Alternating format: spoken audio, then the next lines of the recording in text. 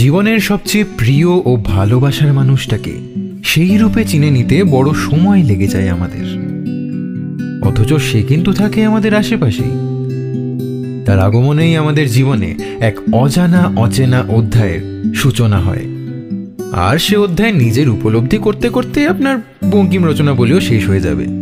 যাকে উপলব্ধি এবং তার আদান প্রদান তো হলো, প্রশ্ন হচ্ছে এই অনুভূতি নিজের ভেতরে জিইয়ে রাখতে সত্যিই কি কিছুর প্রয়োজন হয়, নাকি শত বাধাতেও সে স্বতঃস্ফূর্তই থাকে? এই প্রশ্নের উত্তর আজকে দেবে তমসা আর ত্রিশিত। শুনতে থাকুন থ্রিলারল্যান্ডের আজকের বিশেষ নিবেদন, স্মিতা ভট্টাচার্যর কলমে এক অন্যরকম প্রেমের আখ্যান, ফের যদি ডাকো তবে। গল্প শুরু করার আগে অ্যাজ ইউজুয়াল চ্যানেলটা সাবস্ক্রাইব করার কথা আবার মনে করিয়ে দিচ্ছি। যদি এখনো না করে থাকো বা আমাদের চ্যানেলে নতুন এসে থাকো, তাহলে প্লিজ সাবস্ক্রাইব করে দিও চ্যানেলটা, আর বেল নোটিফিকেশনটা অল করে দিও, তাহলেই আমাদের গল্পের নিয়মিত আপডেট তোমরা পেয়ে যাবে। চলো শুরু করা যাক আজকের গল্প, স্মিতা ভট্টাচার্যর কলমে ফের যদি ডাকো তবে।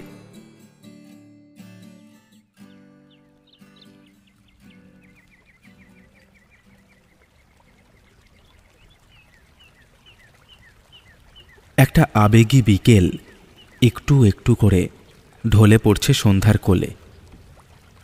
নদীঘাটের একটা বাদামওয়ালা এক বুক অসহায়তা নিয়ে ফিরে গেল কিছুক্ষণ আগে। লজ্জারাঙা আকাশটা একটু একটু করে ডুব দিচ্ছে অন্ধকারে। একটু দূরে কিছু কলেজের ছেলে মেয়ে গোল হয়ে বসে গানের আসর জমিয়েছে।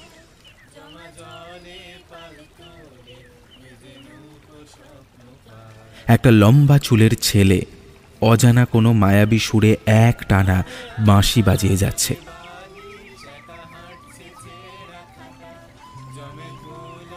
দূরের নৌকাগুলো ছোট হতে হতে মিলিয়ে যাচ্ছে আরও দূরে কোথাও। অন্য তীরে লোকের বাড়িতে আলো জ্বলতে শুরু করেছে একটা একটা করে। তমসা সেদিকেই তাকিয়ে আছে অনেকক্ষণ ধরে। ডিসেম্বরের শীতে শক্ত করে জড়িয়ে আছে শালটাকে। পাশেই বসে আছে ত্রিশিত। চোখ বুজে একটা বড় করে শ্বাস নেয় তমসা। ত্রিশিত একটা একটা করে ঘাস মাটি থেকে তুলে দু হাতে সেগুলোকে টুকরো টুকরো করছে।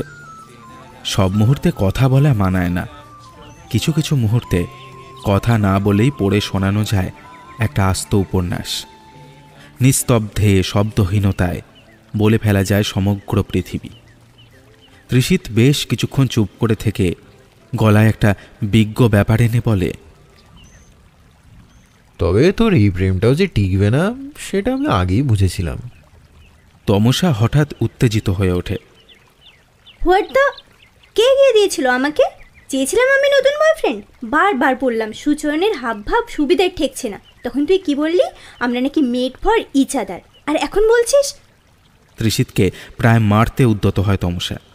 ত্রিশিত খিক খিক করে হেসে আরও একটু রাগিয়ে দেয় তমসাকে। তখন কি আমি জানতাম নাকি ওই ছোঁড়া অন্যের হাত কাটার ছবি তোকে পাঠিয়ে ভালোবাসা দেখায়? হ্যাঁ। তমসা গাল থেকে জলটা মুছে ফেলে ঠোঁট ফুলিয়ে বসে থাকে। তারপর গলায় এক রাশ অভিমান এনে বলে, তোকে কি আমি বলেছিলাম চলে যেতে? চলে যাওয়ার সময় মনে ছিল না? ঠিক এইখানেই ত্রিশিতের সমস্ত ঠাট্টা, সমস্ত যুক্তি মাথা নত করে বসে পড়ে। গলাটা একটু ঝেড়ে নিয়ে সে বলে, কলেজটা শেষ হয়েছে কি হয়নি অমনি খুব পাকা পাকা কথা বলছিস না? তোকে এবার বাড়ি পৌঁছে দিই। এক্ষুনি তো আবার ঘোষদের আমবাগান পেরোতে গিয়ে ভূতের ভয় সে কাণ্ড করে বসবি। চল পা চালা। তমসা নাক টানতে টানতে উঠে দাঁড়ায়। নদীর পার পেরোতেই মফস্বলের সরু গলিপথ আপন করে নেয় ওদের। রাস্তার আলোয় একটা ছায়া ফেলে এগিয়ে যায় ওরা। নির্জন অন্ধকারে স্তব্ধতা ফুঁড়ে তীব্র হচ্ছে ঝিঁঝির ডাক। শীতের হাওয়া ছুঁয়ে দিয়ে যাচ্ছে অনবরত। কিছুক্ষণ এগিয়েই থমকে দাঁড়ায় তমসা। বছর 5 আগের সময়টা সিনেমার মতো ভেসে উঠছে তার চোখের সামনে।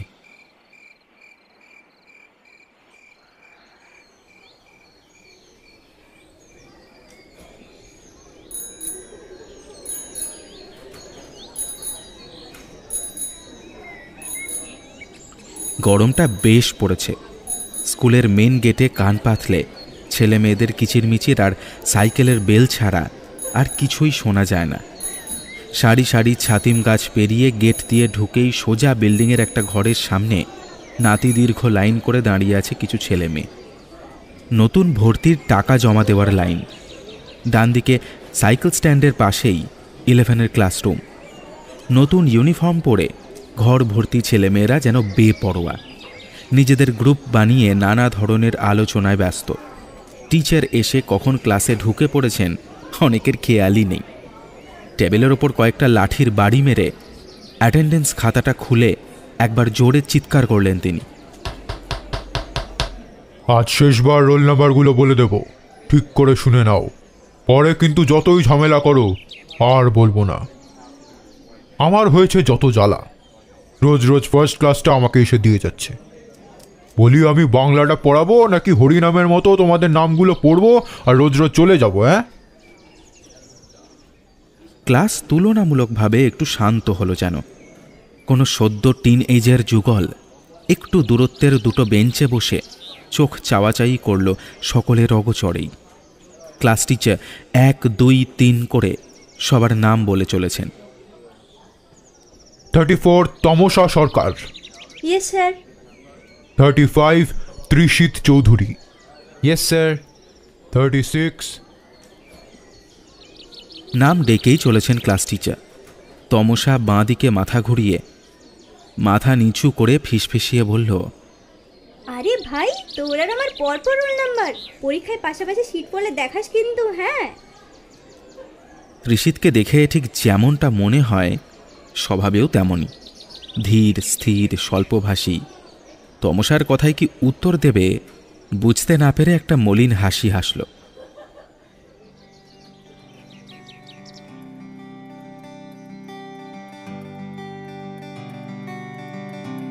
প্রথম দিন থেকেই ত্রিশিত আর তমসার একটা ভালো বন্ধুত্ব তৈরি হয়েছে। অফ পিরিয়ডে হাই বেঞ্চে বসে বন্ধুদের আড্ডায় ত্রিশিত আর তমসা বেস্ট ফ্রেন্ড হিসাবেই পরিচিত। ত্রিশিত অন্য মেয়েদের সঙ্গে তেমন মিশতে পারে না, লজ্জা পায়। তমসা ঠিক উল্টো, ততটাই জলি। সারাক্ষণ এঁকে মারছে, তার চুল টানছে, কারো খাতায় যা খুশি এঁকে দিচ্ছে। এই তো সেই দিন পিছনের বেঞ্চে বসে সাথী লেখার চুলে একটা বাবল গাম আটকে দিল। তারপর পুরো ক্লাস জুড়ে সে কি চুলোচুরি কাণ্ড।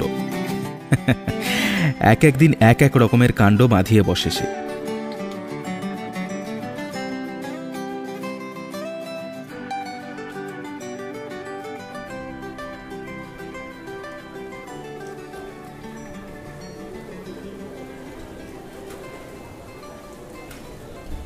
অঝোরে বৃষ্টি পড়ছে সকাল থেকেই।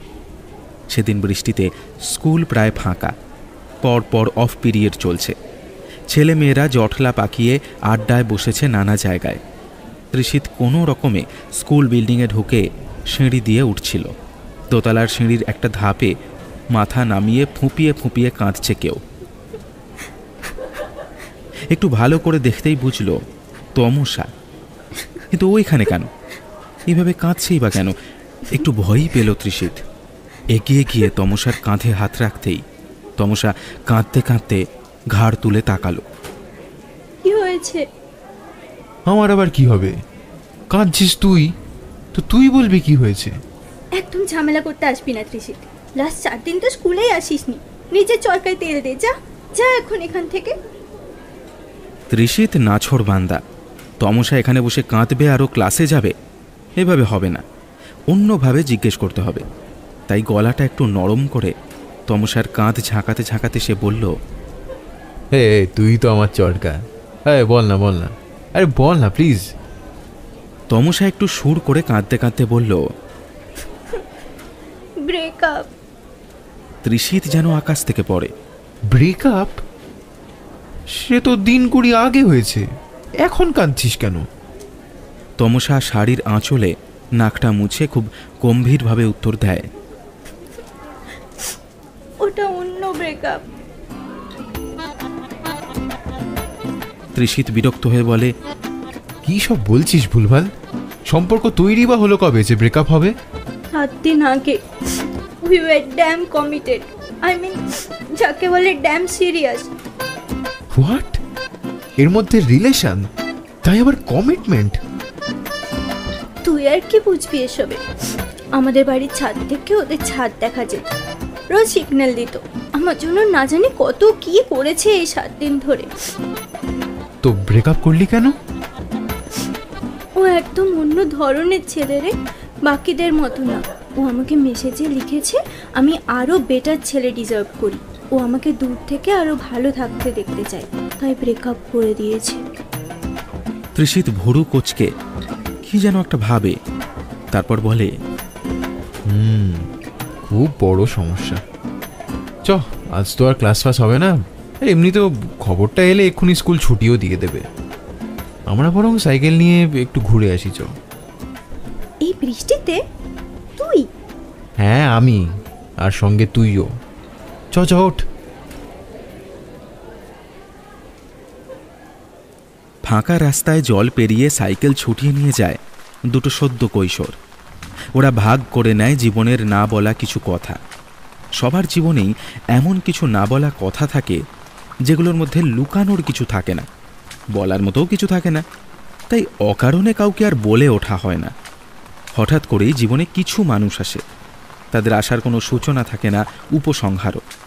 তারা যেন আগেও ছিল, পরেও থেকে যাবে। শুধু একটা দিন তাদের কাছে অনায়াসে প্রথম অঙ্কে ফেল করার গল্প বলে দেওয়া যায়, অকারণে প্রথম লেবু চুরির গল্প বলে দেওয়া যায়। তৃষিত ওর ছোটবেলায় প্রাইমারি স্কুলে অন্যের দেখে লিখতে গিয়ে ধরা পড়েছিল, খুব মার খেয়েছিল, সেই গল্প করছিল তমসার কাছে। তমসাও বলছিল একবারও টিকিট না কেটে কিভাবে টিটির হাত থেকে পালিয়ে বেঁচেছিল। কথা বলতে বলতে ওরা সাইকেল নিয়ে পৌঁছে গিয়েছে নদীর ধারে। বর্ষায় ফুলে ফেঁপে উঠেছে শান্ত নদীটা। সাইকেলগুলো দূরে রেখে কাদামাখা ঘাস বিল ধরে নদীর দিকে একটু এগিয়ে যায় ওরা।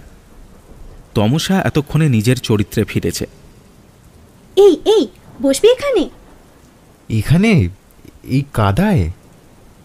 স্যাঁতস্যাঁতে ঝুড়ো বৃষ্টিতে তৃষিতের দৃঢ় যুবক চেহারা ভিজে আছে।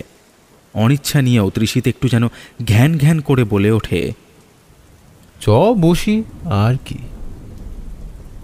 তমসা ধপ করে বসে পড়ে কাদার ওপরেই। তৃষিত পাশে বসে থাকা কয়েকটা ভেজা ঢিল নিয়ে একের পর এক ছুঁড়তে থাকে নদীর দিকে। এক একটা ঢিল নদীর জলের ওপর পড়ে তরঙ্গ ছড়িয়ে দিচ্ছে বহুদূর। নদীর দিকে তাকিয়েই সে বলে, আচ্ছা তমসা, তুই কখনো কিছু চুরি করেছিস? তমসা একটুও না ভেবে সঙ্গে সঙ্গে জবাব দেয়, চুরি? আমি? তারপর তৃষিত ওর চোখে চোখ রেখে তাকাতেই খিলখিলিয়ে হেসে ওঠে। একজোড়া সরল চোখে স্পষ্ট হয় দুষ্টুমির ছাপ।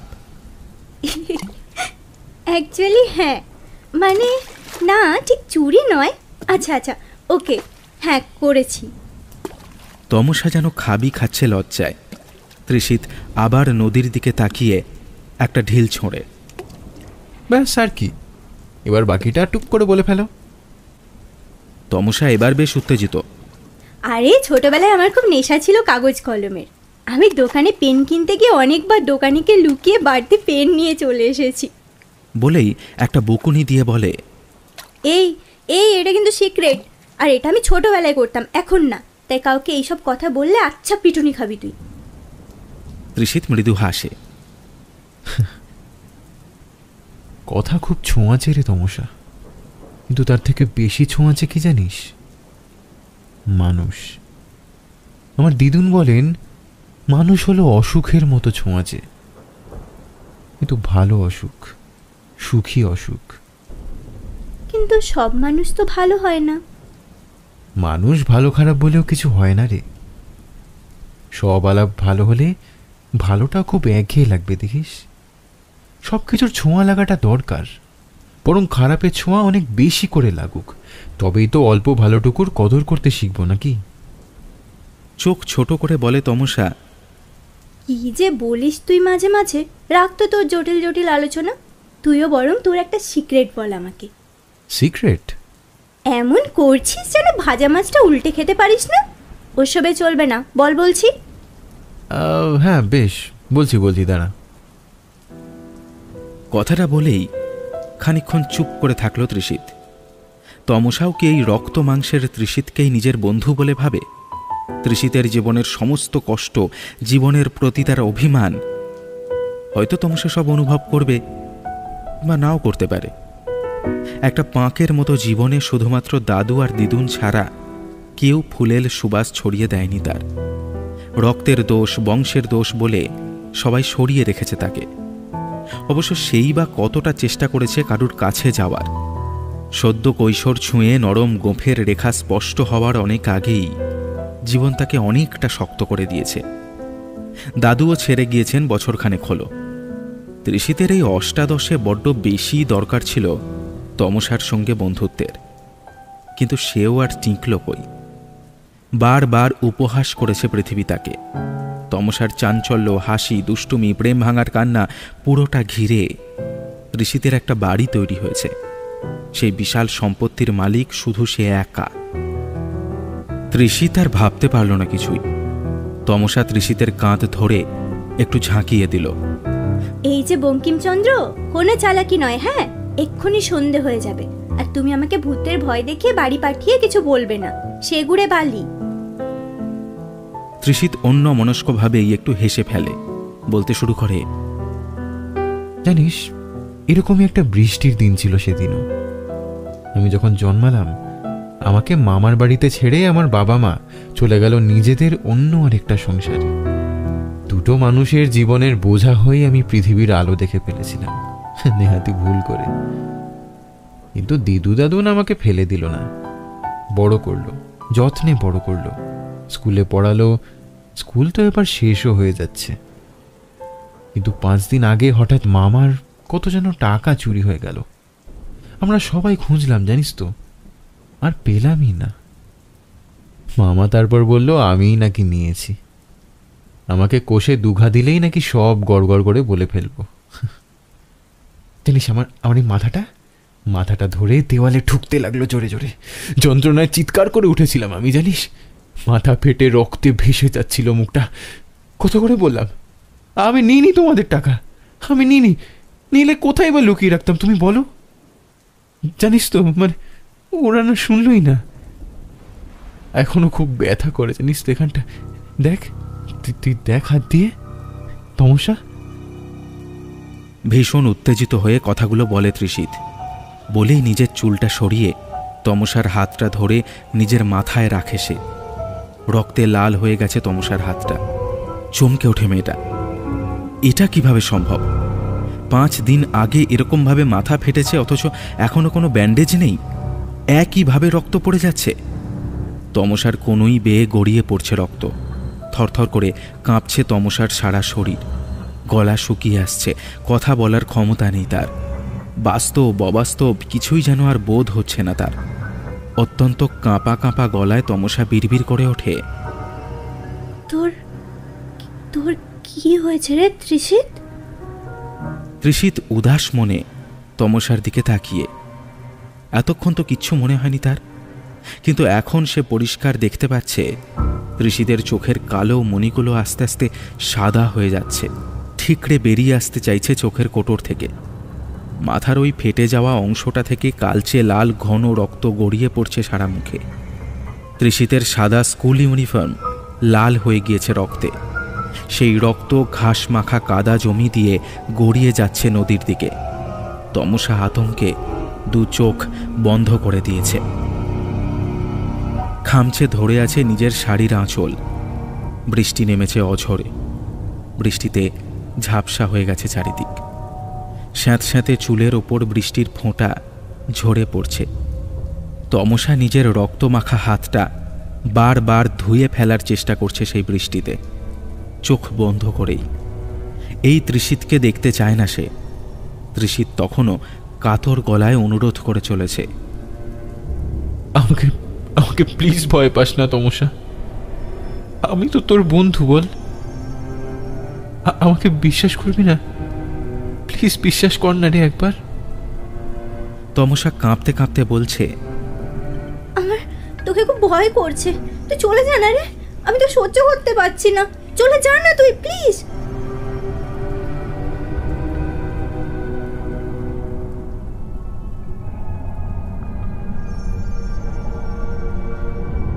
অনেকক্ষণ কেটে গিয়েছে এভাবেই। এরই মধ্যে কয়েকবার পুরু মেঘের চাদর মাঝে মাঝে সরে গিয়ে দু একটা তারা উঁকি দিয়েছে, আবার ঢেকে গিয়েছে কালো ধোঁয়াশায়। বৃষ্টি থেমেছে কিছুক্ষণ আগেই। তীব্র আশঙ্কায় চোখ খুলে তমসার দেখতে পায়নি তৃষিতকে। কাদা মেখে ভিজে শরীরে সেদিন যে কিভাবে সে বাড়ি ফিরেছে নিজেও জানে না সে। পরের কয়েকদিন জ্বরের মধ্যে জ্ঞান হারিয়ে সে পড়েছিল বিছানায়।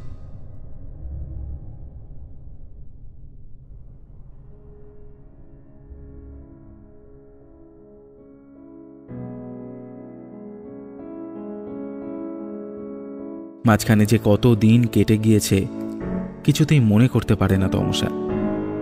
অদ্ভুতভাবে আর ভয় করছে না তার, বরং একটা আত্মগ্লানি তাড়া করে বেড়াচ্ছে তাকে অবিরাম।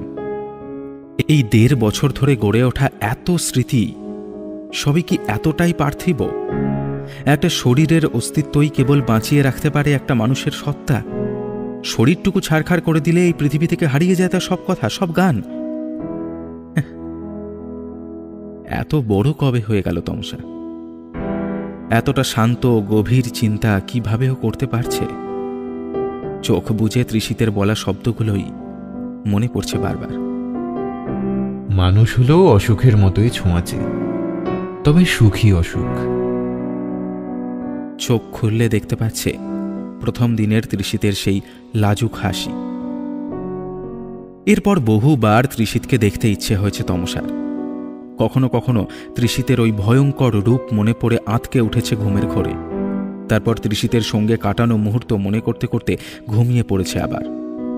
ফাইনাল পরীক্ষার আগে অবধি যত দিন স্কুলে গিয়েছে সব বন্ধুরা তৃষিতের অকাল মৃত্যু নিয়ে হা হুতাশ করেছে। সেই আলোচনা বারবার এড়িয়ে গিয়েছে তমসা। নতুন কলেজে ভর্তি হয়েও ওর মন পড়ে থাকে সেই পুরনো দিনেই। বৃষ্টির রাস্তাঘাট, স্কুলের bench, cycle stand, roll number, এই চাকার মধ্যেই ঘুরতে থাকে তমসার জীবন।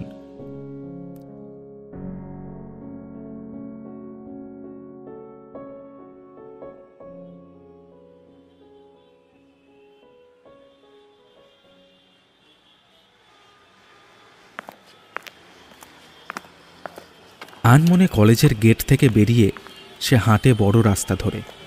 হর্ন দিতে দিতে বিরক্ত হয়ে অটোওয়ালা গা ঘেঁষে বেরিয়ে যায় এক একদিন। এইরকমই একটা দিনে তমসার হাত ধরে টেনে নেয় কেউ, যেন একটা ঘোরের মধ্যে আবৃত হয়ে আছে তমসা। তৃষিত, সেই একই থেকে গেলি বল? এখনো দেখে শুনে রাস্তা পেরোতে পারিস না? তুই এখানে কোত্থেকে এলি? আমি তোকে কত খুঁজেছি জানিস? তমসা এতদিন মনে মনে ভেবেছে কোনো না কোনো একদিন সে তৃষিতের মুখোমুখি হবেই। প্রশ্নের ঝোলা তৈরি করেছে বহু রাত জেগে। অভিমানের শক্ত খোলসে ঢেকে নিয়েছে নিজেকে। অথচ আজ যেন সেই খোলস গলতে গলতে জল হয়ে পড়তে চাইছে তার দু চোখ বেয়ে। কয়েক বছর আগে ধরে নেওয়া মিথ্যে খোলসটা ভেদ করে বেরিয়ে আসতে চাইছে একটা ঝলমলে তমসা। অভিযোগের ঝোলা ফানুসের মতো উড়ে যাচ্ছে তাকে অকিঞ্চন করে দিয়ে। তৃষিত যেন পাত্তাই দেয় না তমসার কথায়। ঠিক আছে, ছাড়ো সব, চল সামনের বাস স্টপেজে গিয়ে একটু বসি। দুজন বাস স্টপে বসে তমসার জলের বোতল থেকে জল ভাগ করে খায়। তমসা ঝগড়ার সুরে বলে, মজা নিচ্ছিলি? এতদিন দেখা করতে চাইছি, একবার আসবি না তা বলে এত রাগ? তৃষিতকে হাসতে দেখে কথা হারিয়ে ফেলে তমসা। আমাকে দেখলে যদি তুই ভয় পেয়ে যাস তাই ভাবতাম। তাই ভেবে নিলে তমসা যতই কষ্ট পাক আমার মেয়ে লিগো ধরে রাখতাম। এবার আরো জোরে জোরে হেসে ফেলে তৃষিত। কি মেয়েলিগো? ভূতের আবার নাকি মেয়েলিগো? কি যে সব বলিস না। তমসা আর কোনো কথা বলে না, মাথা নামিয়ে বসে থাকে তৃষিতের পাশে। ফোঁটা ফোঁটা জল টুপ টুপ করে পড়ছে তমসার জামার ওপর। মানুষ যতদিন কাঁদতে পারে ততদিনই বেঁচে থাকে।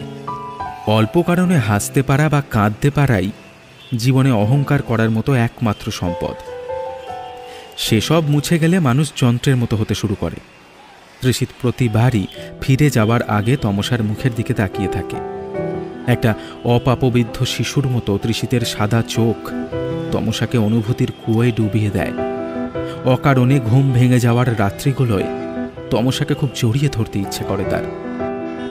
জড়িয়ে ধরা শব্দটাই এত সহজ, অথচ অনেক সাধনার পর কাউকে প্রকৃতভাবে জড়িয়ে ধরা যায়। জড়িয়ে ধরার মতো কঠিন কাজ পৃথিবীতে আর দুটো নেই।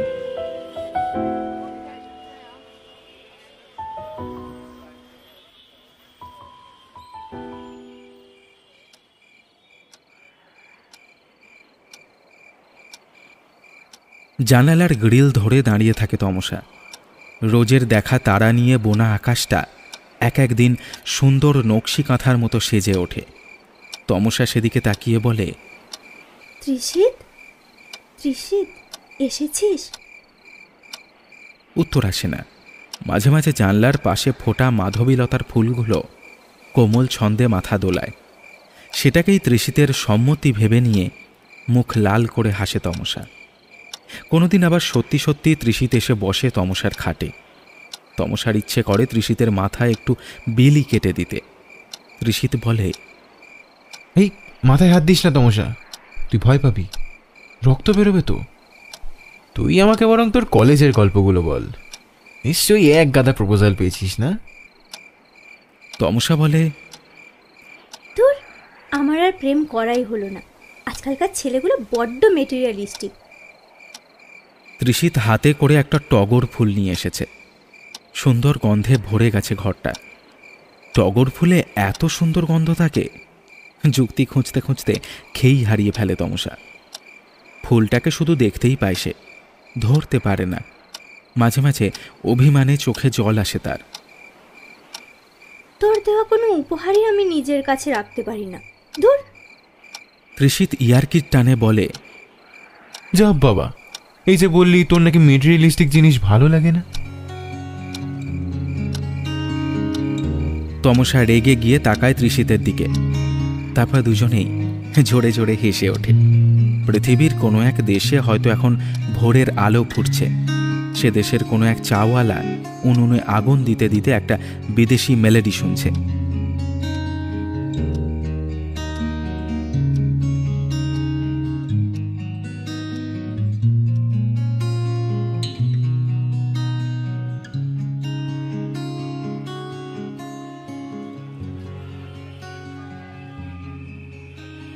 কলেজ যাবার পথে বাস থেকে নেমে হাঁটে তমসা। রাস্তাটা একটু ফাঁকা হলেই খুব সন্তর্পণে একটা ডাক দেয়, কিরে আছিস? ত্রিশিত এসে তমসার পাশে দাঁড়ায়। তোর জন্য একটা সুখবর আছে রে। ত্রিশিত ঠোঁটে ঠোঁট চেপে হাসে, তারপর বলে, আরে সুচয়নদা, মনে আছে? তমসা চিন্তিত চোখে তাকায়। সুচন্দাটা কে আবার? আরে উফ, সেই স্কুলের সিনিয়র রে। আরে তুই কেমন চাপ খেতিস মনে নেই? ও হুম হুম হুম, সে তো পাত্তাই দিত না আমাকে। দূর। দিত না, কিন্তু এবার দেবে। তারপর মুখটা তমসার কানের কাছে এনে ফিসফিস করে বলে, ব্রেকআপ হয়ে গেছে, এই সুযোগ হাতছাড়া করবি নাকি? হ্যাঁ। তমসা মুখ বেঁকিয়ে বলে, দূর, ওসব আর ভাল লাগে না আমার। ত্রিশিত ক্রমাগত উৎসাহ দিতে থাকে তাকে। 2-3 দিন ধরে ত্রিশিতের ঠেলা খেয়ে একসময় তমসা নিমরাজি হয় সুচয়নের সঙ্গে দেখা করতে। খুব তাড়াতাড়ি সুচয়নের সঙ্গে তার একটা সম্পর্কও তৈরি হয়ে যায় কথায় বার্তায়। ত্রিশিতের সঙ্গে অবশ্য সময় করে দেখা করে তমসা। সেটা ওদের সময়, শুধুই ওদের। সেখানে একটা নিঃস্বার্থ বন্ধুত্বের মোড়কে বেঁচে আছে মুঠোয় ভরা জোনাকি। অমাবস্যা শেষের সরু চাঁদের রেখা, এক আঁচল শিউলির গন্ধ, কখনো বা ইলশে গুড়ির নরম ছোঁয়া। এক একদিন রাত্রি কেটে যায় হাজার গল্পে। এক একদিন দিন শুরু হয় একসঙ্গে ভোরের আলো দেখে। মানুষ কি এতটাও কাছে আসতে পারে? এক ছাদের নিচে যে সহস্র কোটি মানুষ থাকে, তারা তো সবাই কাছে থাকে না। অথচ দুটো ভিন্ন পৃথিবীতে থেকে ওরা কেমন জুড়ে গিয়েছে একে অপরের সঙ্গে।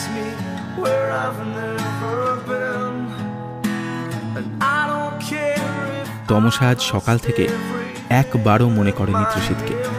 তৃষিত অপেক্ষায় থাকে। সারাদিনের যে সময়টা ওদের, সেই সময়টায় অন্য কাউকে ঢুকতে দেয় না ওরা।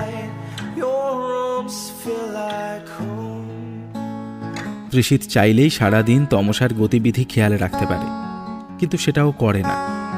অপেক্ষা করে থাকে কখন তমসা ওকে ডাকবে। ভিড় রাস্তার মাঝেও লুকিয়ে একবার ফিসফিস করে বলবে, তৃষিত এসেছিস? মন কেমন করে ওঠে তৃষিতের। ও তো তমসার কাছে কিছু আশা করেনি কোনোদিন। তবে কি এটা হওয়ারই ছিল? নিজের জীবন নিয়ে ব্যস্ত হয়ে পড়েছে তমসা, সেটাই তো স্বাভাবিক। একটু হেসে নিজের গালেই আলতো করে একটা চড় মারে সে। তমসাকে না জানিয়েই বরং একবার দেখে আসবে সে আজ। ভাবতে ভাবতেই সারাদিনের পর তমসার কান্না অনুভব করল তৃষিত।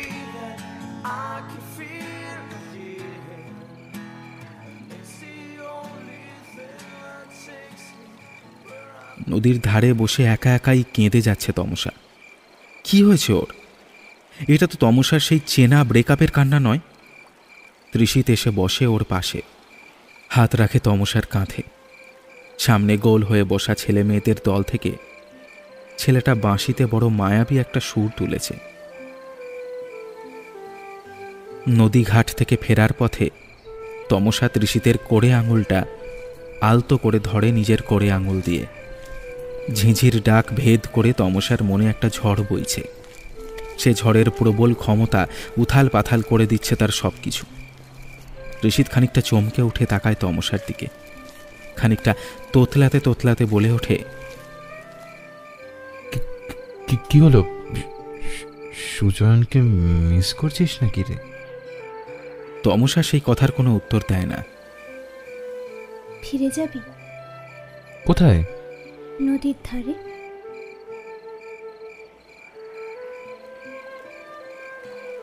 ডিসেম্বরের ঠান্ডায় জ্যোৎস্না গলে পড়েছে নদীর ওপর। সব পাখি এতক্ষণে ঘরে ফিরে গিয়ে সংসার যাপন করছে প্রিয়জনের সঙ্গে। গায়ের শালটা ভালো করে মুড়ে নিয়ে ঘাসের ওপর বসল তমসা। পাশে বসল তৃষিত। সামনে পড়ে থাকা কয়েকটা নুড়ি কুড়িয়ে নিয়ে ছুঁড়তে লাগলো সে নদীর বুকে। তমসার দিকে না তাকিয়েই বলল, তাহলে সুজয়নদা? তমসা ওর তর্জনীটা দিয়ে চেপে ধরল তৃষিতের ঠোঁট দুটো। সুচন্দা আমাকে হেল্প করেছে মাত্র। ওসব পরে তোকে বুঝিয়ে বলবো না হয়। বুঝিয়ে না বললে তো তুই আবার বুঝবিও না, বোকারাম। তৃষিত একটা ঢোক গিলে বলল, মানে? তমসা তৃষিতের বুকে একটা হাত রেখে মাথাটা এলিয়ে দিয়ে বলল, জড়িয়ে থাকতে চাই শুধু। তমসার গোলাপি ঠোঁট দুটো তিরতির করে কাঁপছে। নদীর জলে প্রতিফলিত হয়ে রূপালী জ্যোৎস্নার মায়া বলয়ের মতো বেঁধে রেখেছে ওদের।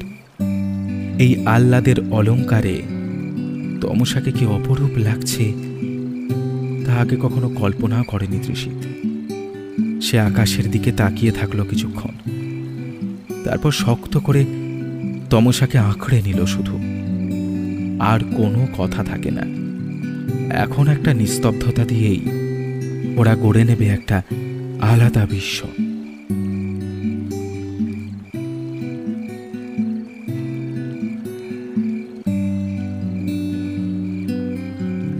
তার বিষণ্ণতার মেঘে যতবার বৃষ্টি ঝরায়, সব কথা বলা হলে নীরবতা ভালোবেসে যাই। অঙ্কের বই জানে হিসেবের জাদুকাঠি, স্পর্শের কাতরতায় ভুল হয় পরিচিতি। তবুও প্রলাপে নাকি অভিমানে ছেড়ে যাওয়া কবে, ততবার অধিকারে সময়ের জোড়া তারে। ঠোঁটের আবার রং বারে বলে গেছে সে আমারই হবে, ঠোঁটের আবার রং বাড়ে, বলে গেছে সে আমারই হবে, আমারই হবে। শুনছিলেন থ্রিলারল্যান্ডের বিশেষ নিবেদন ফের যদি ডাকো তবে। রচনা স্মিতা ভট্টাচার্য। আজ গল্প পাঠে ছিল রণদীপ, তমসার ভূমিকায় ছিল স্মিতা, এবং ত্রিশিত ও বাংলা স্যারের ভূমিকায় ছিলাম আমি অনুভব। শব্দগ্রহণ এবং আবহ সৃষ্টিতে ছিলাম আমি অনুভব। Poster designing Smita. এই গল্পের শেষে ব্যবহৃত স্পর্শ নামক গানটি খুব শীঘ্রই প্রকাশিত হচ্ছে আমাদের চ্যানেল মিস্ট অ্যান্ড মেলোডিজে। চ্যানেলটার লিঙ্ক রইল ডেসক্রিপশন বক্সে। গানটা শুনতে এবং তার আপডেট পেতে অবশ্যই সাবস্ক্রাইব করে দেবেন চ্যানেলটা। তাহলে কেমন লাগলো আজকের গল্পটা জানাও কমেন্ট বক্সে। যদি ভালো লেগে থাকে তাহলে একটা লাইক আর একটা শেয়ার তো আশা করতেই পারি, বলো। আর প্রথমে বলেছি, এখনো বলছি, যদি চ্যানেলটা এখনো সাবস্ক্রাইব না করে থাকো কি করছো? সাবস্ক্রাইবটা করে দাও এবার। তাহলে আজ এই পর্যন্তই। দেখা হচ্ছে আগামী পর্বে নতুন কোনো একটা গল্প নিয়ে। ততদিন সবাই ভালো থেকো, ভালোবাসায় থেকো।